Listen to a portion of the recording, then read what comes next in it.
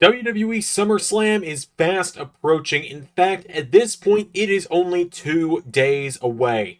If you want to watch it live with myself and my best friend Ray, you can watch us over at the LS11 Universe channel. We will be live as soon as the 3 hour pre-show is over because you can't ask me to do a 3 hour pre-show. That's like the length of a normal pay-per-view. Anyways, we've got a huge 7 match card tonight, and here I am to give you my predictions on what I think is going to happen.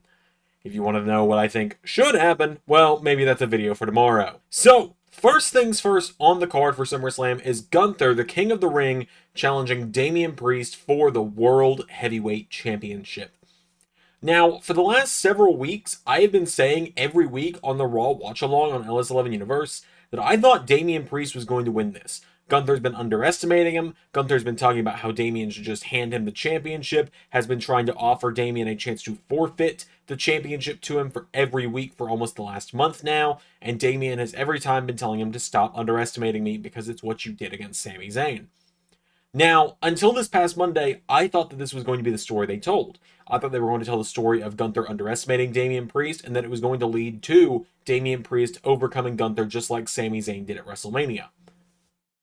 But then Monday Night Raw happened this week, and at the end of the night, Gunther choked out Finn Balor to win their one-on-one matchup, and Damian Priest ended up chasing Gunther away into the crowd to end the night.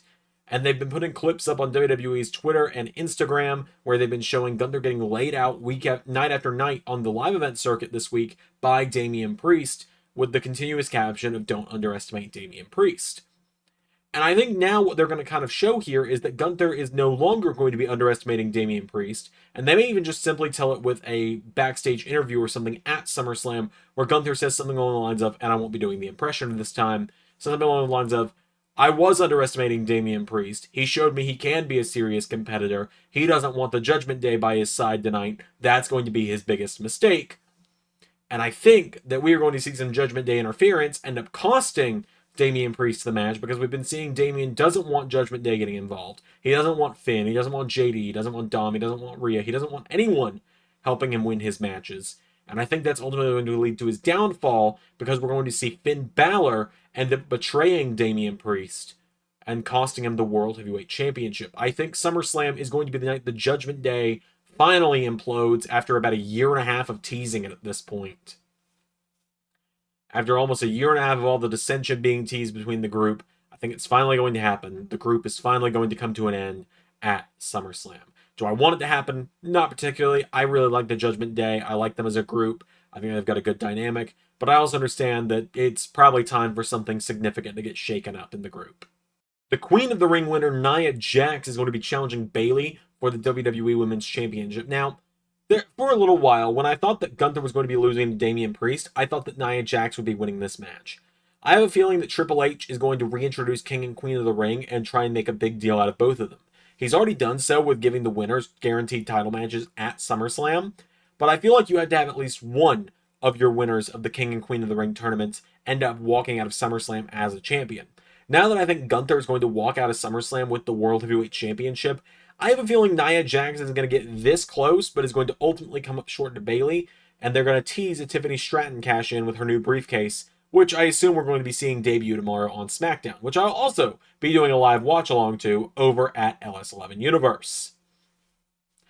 All of that being said, I think Bayley's going to come up with the win. I think Tiffany will attempt to cash in, but will not successfully cash in, and will obviously not lose her cash-in attempt either. It will be a thwarted attempt where either Nia stops her from cashing in because what are you doing? Or Bayley manages to lay her out before she can cash in the briefcase. Something along those lines. I think Tiffany Stratton, they're about to give her this custom briefcase, it would seem. And so I feel like we're going to be on the long run with Tiffany with the briefcase. Typically when someone gets a custom briefcase, they're in it for the long haul. See Damian Priest last year. Next matchup on the show is for the WWE Women's World Championship. It is the long-awaited showdown between Rhea Ripley and Liv Morgan. Unfortunately, it's not in the custody of Dominic Ladder match, as funny as that would have been 19 years later. However, I am actually really excited for this matchup. I am someone who, for the longest time, was not a big Liv Morgan fan. I've been very outspoken about the fact that I've never really seen the appeal of Liv Morgan and her character. But I've got to admit, everything she's done with Dominic and everything she's been doing in this feud with Rhea since the Dominic stuff started has actually really gotten my attention, and I've really liked her shift going from I'm insane and have the mannerisms of a 5-year-old girl to, oh, I'm just insane and you've broke my heart. I'm going to break your face. I like that Liv Morgan a lot more. And I feel like once Rhea beats her, that's the end game of this story, is Rhea beats Liv and Rhea gets her championship back. I think there's more to tell with this. We all know I love Rhea Ripley. It's a very well-known joke among my fans that I really like Rhea Ripley. And, well, as much as I would love to see her get the championship back, there's more to tell with the story. I don't know if Dom is going to turn on Rhea. I don't know if they're going to have Finn turn on Rhea, because all signs are pointing to Finn and Liv being aligned. You look at it. Finn took the hotel room key. On Monday, when Liv trashed the Judgment Day clubhouse, Finn's was the only face not crossed out. The picture where I believe Dom's eyes were crossed out, one of the X's looked like the Finn Balor X that he has on his jacket and everything. Signs are pointing to Finn and Liv being in cahoots on all of this. That's a fun word, cahoots. Anyways, all signs point to Finn and Liv being on the same side here. So whether it's Dom turning on Liv or it's Finn, whether it's Dom turning on Rhea or Finn turning on Rhea and Dom and joining up with Liv, Liv is walking out with the championship, and she's walking out with one former member of the Judgment Day. Ugh, sorry there. I was overexposed for a while.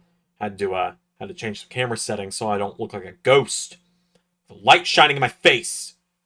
Maybe I need a new webcam. I don't know. Anyways, LA Knight challenging Logan Paul for the United States Championship. Quite honestly, I don't want to talk about Logan Paul. The less I have to talk about him, the better. LA Knight should win this matchup, and Logan Paul should just go away.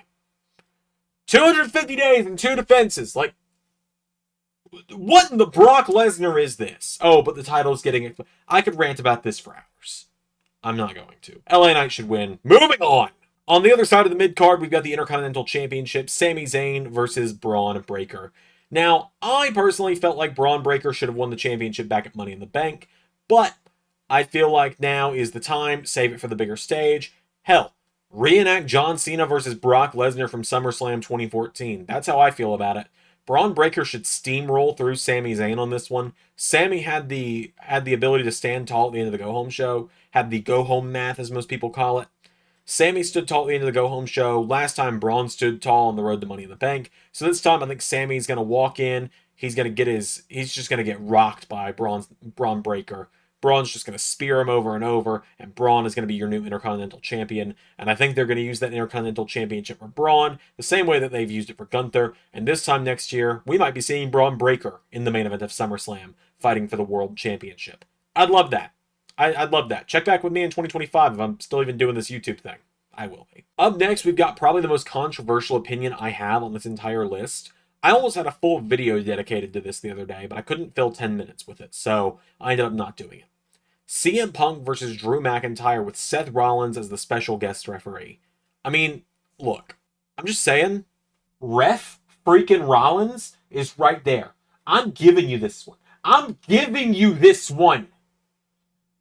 You take my ideas so frequently. I do the royalties bit all the time. Ref freaking Rollins. I'm giving you it for free. Anyways, with Seth freaking Rollins as the special guest referee, this matchup could really go anyway. It's going to be absolute carnage, and I'm looking forward to it a lot.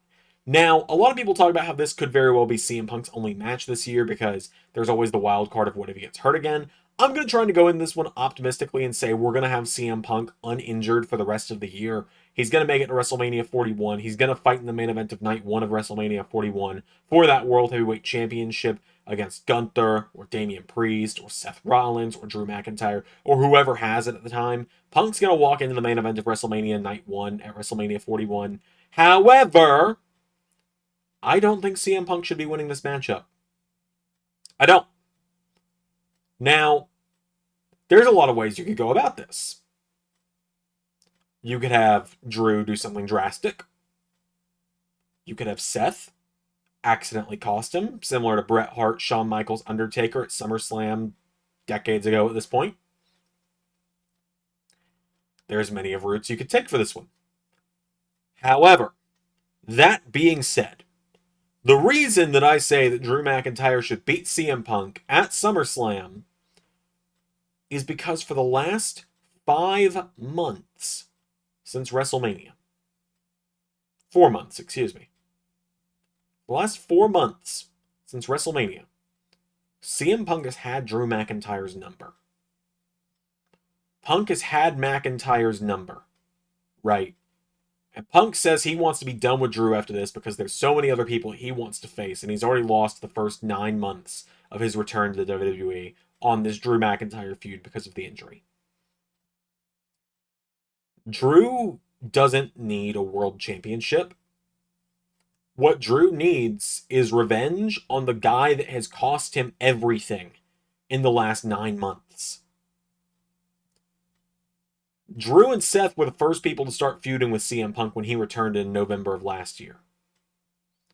They've been the two guys targeting him the entire time.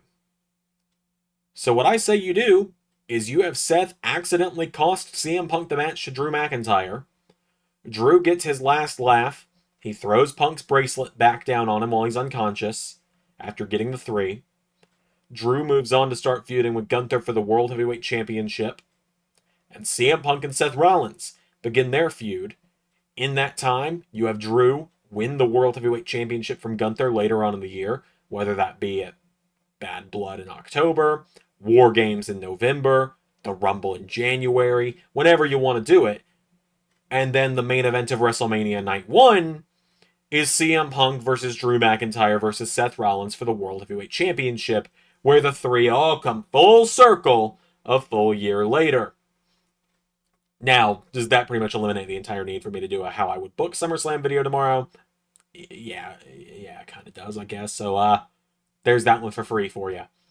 But yes, I think Drew McIntyre should beat CM Punk, even though it is CM Punk's first televised singles match in WWE since 2014.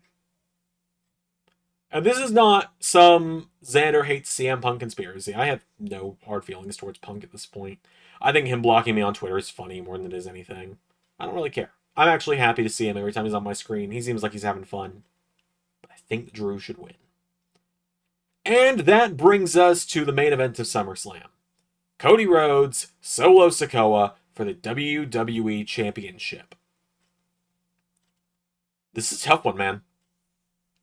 I want to full confidence say Cody Rhodes should win this.